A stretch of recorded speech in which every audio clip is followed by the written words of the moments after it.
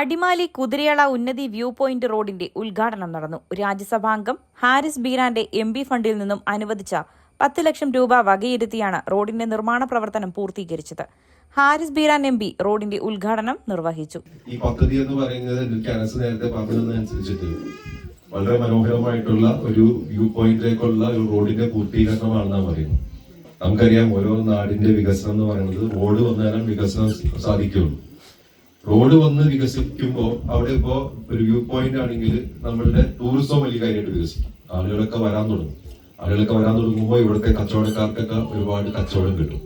അങ്ങനെയാണ് നാട് തന്നെ വികസിക്കുന്നത്. അപ്പൊ ഒരു MP എന്നുള്ള നിലയിൽ നമ്മളുടെ ഒരു സന്തോഷം എന്ന് പറയുന്നത് നിങ്ങളുടെ മുഖത്തുനിന്ന് കാണുന്ന ചിരി ഉണ്ടല്ല, അതാണ് നമ്മളുടെ ഒരു സന്തോഷം, നമ്മളുടെ ഒരു വിജയം എന്ന് പറയുന്നത് MP എന്നുള്ള രീതി. കാരണം നമുക്ക് കിട്ടുന്ന പൈസ എന്നൊക്കെ പറഞ്ഞാൽ നമ്മുടെ വീട്ടിൽ നിന്ന് എടുത്തു തരുന്ന പൈസ ഇല്ല. നമ്മുടെ ഇവിടെ എല്ലാവരും നികുതി കൊടുക്കുന്ന പൈസയിൽ തന്നെയാണ് നമ്മൾ എടുത്തു തരുന്ന പൈസ. അഡ്വക്കേറ്റ് ഡീൻ കുര്യാക്കോസ് MP ഉൾപ്പെടെ വിവിധ നേതാക്കളുടെ ഫണ്ടിൽ നിന്നും ഘട്ടം ഘട്ടമായി അനുവദിച്ച തുക വകയിരുത്തിയാണ് റോഡ് നിർമ്മാണം ഏകദേശം പൂർത്തീകരിച്ചത്.